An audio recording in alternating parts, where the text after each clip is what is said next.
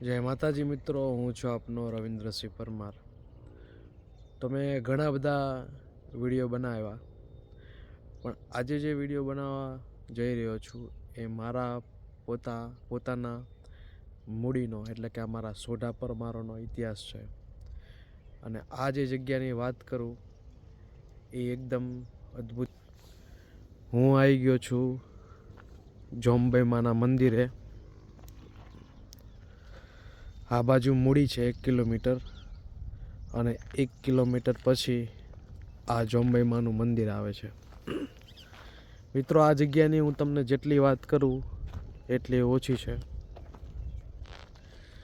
સંવંત 1474માં અમારા સોઢા પરમારોએ જે સંગ્રામ ખેલો હતો એક તેતરના કારણે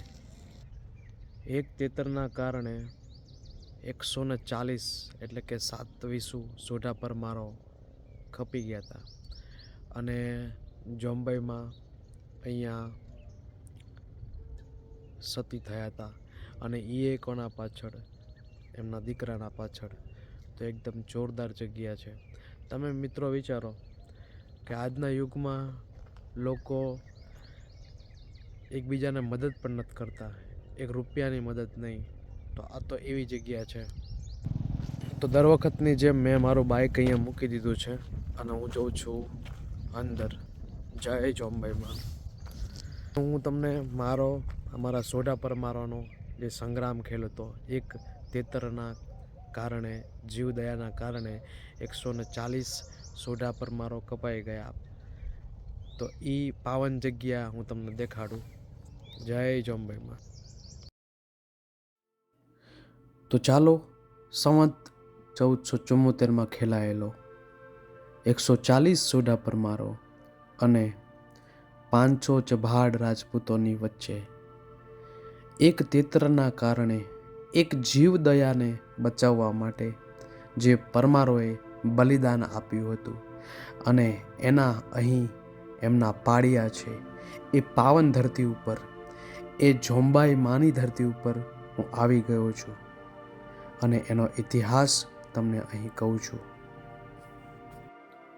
વાર્તાની શરૂઆત 1474ની અંદર પડેલા કાળા દુકાળથી થાય છે. તાવડામાં જેમ ધાણી ફૂટે તેમ માલધારીઓના ઢોર ટપટપ મરવા માંડ્યા. તેથી 2000 સોઢા પરમારો સાથે લખધીરજી પરમાર, મુંજોજી પરમાર અને સાથે જોમ્બાઈમાં આ કારમાં દુકાળને વર્તવા સૌરાષ્ટ્રના વઢવાણ તરફ આવી પહોંચ્યા. વઢવાણ આવીને ત્યાંના રાજા વિસળદેવ વાઘેલાની પરવાનગી માગીને ત્યાંની ઉજ્જડ ભાવ પર પોતાના ઢોર ઢાકર અને પોતાની વસ્તી માટે આશરો લીધો. અને રોજ વિસળદેવ વાઘેલા સાથે ચોપાટ રમવાની શરતે એ ઉજ્જડ જમીન પર પોતાના લોકો સાથે રહેવા લાગ્યા. આમ દિવસો પસાર થતા ગયા. લખધીરજી પરમાર અને વિસળદેવ વાઘેલાની આ મિત્રતા એ વઢવાણના દરબારી નોકરો અને એમની ઠકરાણીથી ખમાતી નહોતી. તેથી લખધીરજી પરમારના પગ કાઢવા માટે તેઓ યુક્તિ વિચારતા હતા. અને એની ખટપટ છેક રાણીવાસમાં ચાલતી હતી. રાણીને થતું કે જો આમને આમ ચાલ્યું તો નક્કી રાજાના મનમાં પોતાના પ્રત્યે માન નહીં રહે. તેથી તેમને પોતાના પિયર સાયલા, જ્યાં એમના ભાઈઓ ચભાડ રાજપૂતો હતા, તેમને બોલાવી લખધીરજીના પગલા આ રાજમહેલથી કાઢવા પ્રયાસો કર્યા. અને એના માટે તેઓ અનેક પ્રકારના પેંતરા રચવા લાગ્યા. અને એ દિવસ આવી ગયો. એક દિવસ એવું બન્યું કે એક તેતરનો શિકાર કરતા સાયલાના ચભાડ રાજપૂતો એ તેતરને પરમારના ઉચાળા તરફ વાળ્યો, જેથી તેમણે કજિયો કરવાનું બહાનું મળી જાય. એમ બોલતા એ સાયલાના ચભાડ તીર અંદાજો ઘાયલ થયેલા તેતરને ઘેરી લઈ સોઢા પરમારના પડાવ તરફ હાંક્યો. ચીસો પાડતો તેતર પાદરમાં દોડ્યો ગયો અને બરાબર માતા જોમ્બાઈ પોતાના ઈષ્ટદેવ માંડવરાયની પ્રભાત પૂજા કરે છે ત્યાં જ પહોંચી દેવમૂર્તિના બાજટની નીચે લપાઈ ગયો. માં જોમબાએ કિકિયાટા સાંભળ્યા અને શરણાગત તેતરને શરીરમાંથી રુધિર ટપકતું દીઠું. પ્રભુ જાપની માળા પડતી મૂકીને એમને બાજટ હેઠળથી હળવે હાથે તેતરને ઝાલી લીધો.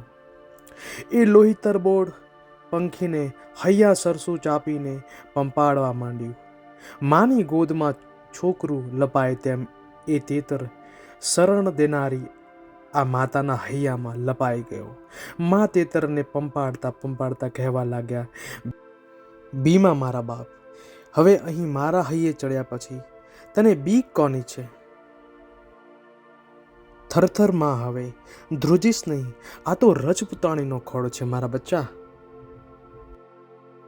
આમ માતા જોમબાઈ એ તેતરને સાંત્વના આપતા હતા. એટલી વારમાં તો એ કજિયાખોર ચભાડો આવી ગયા અને પોતાના તેતરના ચોરને શોધવા માંડ્યા. અને આ બાજુ સોઢાઓ પણ બહાર આવી ગયા. તેમના સાથે ચભાડ રાજપૂતો તોછડાઈથી વાત કરવા લાગ્યા.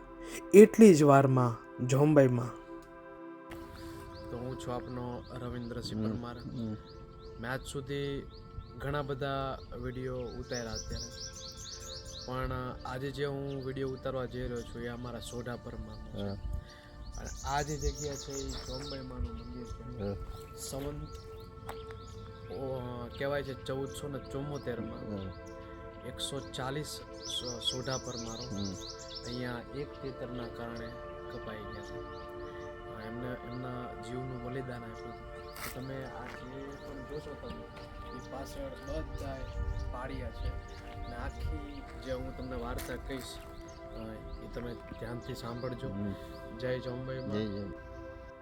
એટલી જ વારમાં માં જોમબાઈમાં પોતાના ખોળામાં તેતરને લઈને આવ્યા.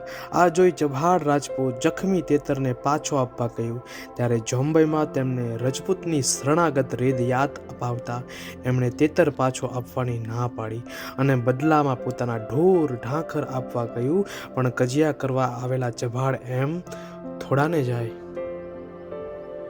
આમ કજિયાખોર ચભાડોનો મામલો દેખીને માતા જુવાન મુંજાજીને ચભાડો સામે બાથ ભીડવા કહ્યું અને સંવંત 1474માં સોઢાઓએ તો સંગ્રામ જમાવ્યો. રણઘેલા રતનજીના પુત્રે 9 ખંડમાં નામ રાખ્યું. ફાગણ મહિનાની શુક્લ પક્ષની ત્રીજને શનિવારના રોજ રતનજીના આ પુત્રે રણતોડ બાંધ્યું. માં જુએ છે ને બેટો જુજે છે એવું કારમું ધીંગાણું મંડાઈ ગયું. ચભાડોના તીર ભાલા વર્ષ્યા, પરમારોની ખાંગોએ ખપ્પર ભર્યા અને દિવસ આથમે તો 500 ચભાડો કપાઈ ગયા. 7 સોઢા એટલે કે 140 સોઢા પરમારો કામ આવ્યા. આમ એક તેતરને કારણે સોઢા પરમારોએ આ પૃથ્વી પર પોતાની ઇજ્જત આબાદ રાખી અને એક તેતરને કારણે જુવાન મુંજાજી પરમારે શહાદત વહોરી, જેની સાક્ષી આ આજની ધરતી છે.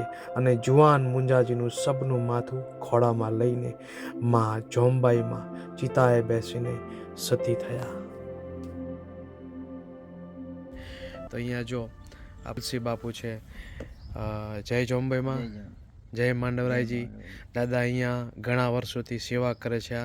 તો દાદા મને આ અહીંનો થોડો ઇતિહાસ જણાવશો તમે? એક તેતરના કારણે આ પાળિયા છે 140.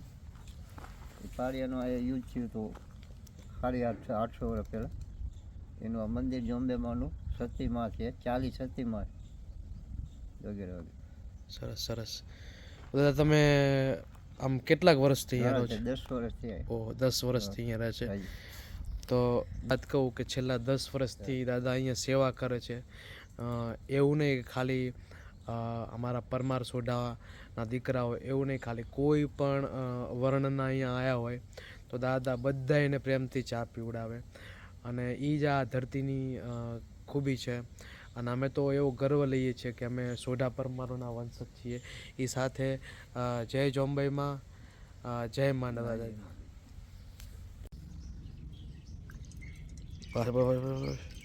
બસ બસ બસ. તો આ દાદાએ આપણને આપી દીધી છે ચા ફુલસી બાપુએ. હા, કાંઈ વાંધો નહીં. માતાજીના મંદિરની દર્શન કર્યા અને બાપુએ આપણને આપી દીધી ચા. ફુલસી બાપુ આપણા પરમાર જ છે. જો મોજ પાડી દીધી ચા પીવાની એક મજા